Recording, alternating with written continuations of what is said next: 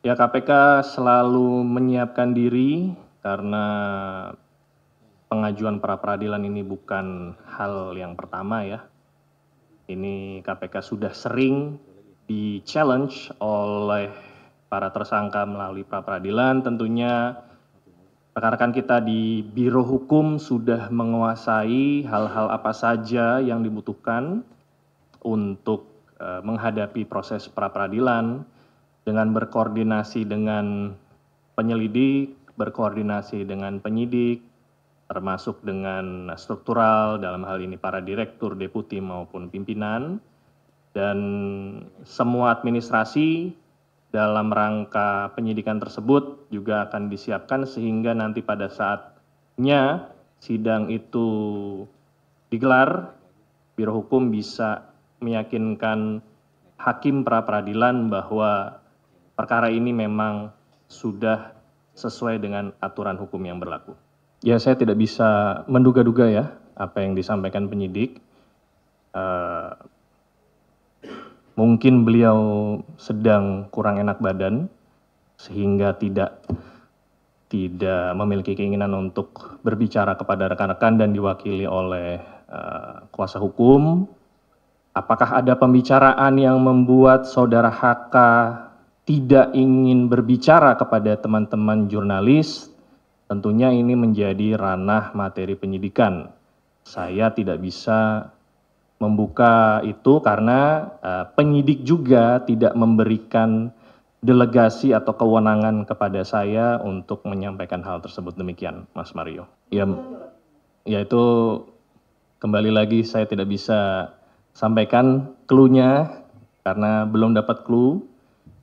Mungkin rekan-rekan bisa bertanya kepada kuasa hukum lebih lanjut ya, atau ke saudara HK langsung, apakah ada hal-hal tertentu yang membuat yang bersangkutan tidak ingin berbicara kepada rekan-rekan jurnalis pada saat selesai dilakukan pemeriksaan sebagai tersangka. Demikian.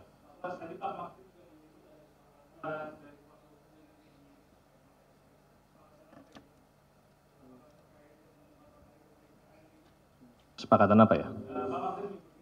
Iya, maksudnya kesepakatan apa? Yang disampaikan oleh saudara Magdir.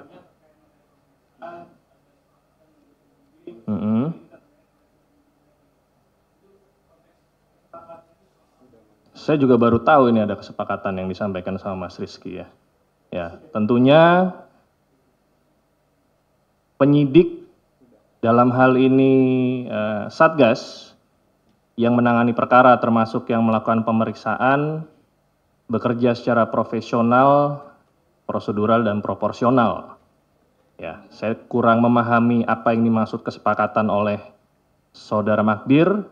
Apakah beliau mungkin menyampaikan terkait surat pengajuan tadi yang disampaikan salah satu rekan jurnalis bahwa tidak akan dilakukan pemeriksaan.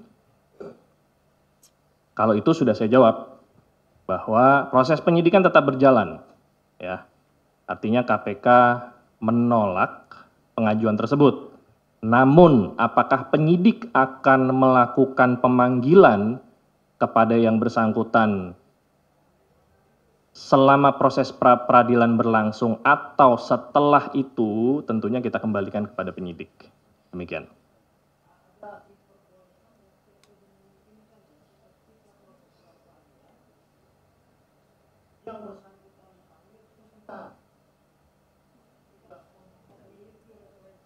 Ya, jadi seperti yang tadi sudah saya sampaikan bahwa proses penyidikan dan proses pra peradilan itu berdiri sendiri-sendiri. Ya, tidak ada berkaitan secara langsung. Jadi dalam proses peradilan penyidikan tersebut saksi-saksi bisa tetap dipanggil, penyidik masih bisa melakukan penyitaan maupun proses-proses penyidikan lainnya termasuk salah satunya penahanan. Ya. Kalau berbicara memungkinkan atau tidak, memungkinkan. Apakah dilakukan atau tidak, itu dikembalikan kepada penyidik nanti. termasuk jaksa. Di KPK ini, di mana penyidikan dan penuntutan berada di satu atap, penyidik dan jaksa penuntut umum ini bekerja sama dan saling memberi masukan. Kapan sebaiknya tersangka ini ditahan, bagaimana alat bukti dalam pemenuhan unsur perkara.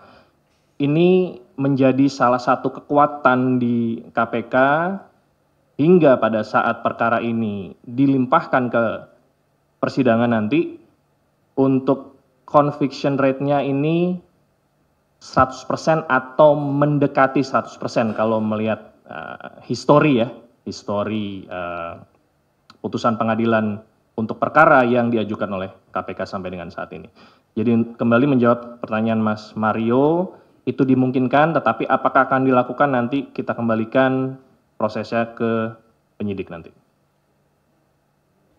Ya, penyidik mendalami semua hal, terutama yang memang dibutuhkan dalam rangka pemenuhan unsur perkara. Jadi sebagaimana rekan-rekan ketahui, ada 2 perkara yang disangkakan kepada saudara HK, dalam hal ini suap, saudara Harun Masiku kepada saudara Wahyu Setiawan, dan juga menghalang-halangi penyidikan. Jadi pemanggilan penyidik terhadap saksi-saksi ini tentunya berputar pasal yang disangkakan maupun objek perkara yang disangkakan kepada saudara HK. Apakah saksi-saksi yang dipanggil ini ada kaitan langsung? Tentunya penyidik memiliki penilaian tersendiri bahwa termasuk salah satunya saudara Maria Lestari, ya, maupun KPU, bahwa saksi-saksi tersebut memiliki nilai pembuktian atau setidaknya petunjuk terhadap perkara yang sedang disangkakan untuk bisa menguatkan perkara ini, sehingga nanti pada saat perkara ini disajikan di persidangan akan meyakinkan hakim bahwa memang benar perbuatannya ada, didukung dengan alat bukti yang nanti akan disajikan oleh rekan-rekan jaksa. Ya, KPK selalu menyiapkan diri karena pengajuan pra peradilan ini bukan hal yang pertama, ya. Ini KPK sudah sering di-challenge oleh para tersangka melalui pra peradilan. Tentunya rekan-rekan kita di Biro Hukum sudah menguasai hal-hal apa saja yang dibutuhkan untuk menghadapi proses pra peradilan, dengan berkoordinasi dengan penyelidik, berkoordinasi dengan penyidik, termasuk dengan struktural, dalam hal ini para direktur, deputi maupun pimpinan, dan semua administrasi dalam rangka penyidikan tersebut juga akan disiapkan sehingga nanti pada saatnya sidang itu digelar, Biro Hukum bisa meyakinkan hakim pra peradilan bahwa perkara ini memang sudah sesuai dengan aturan hukum yang berlaku.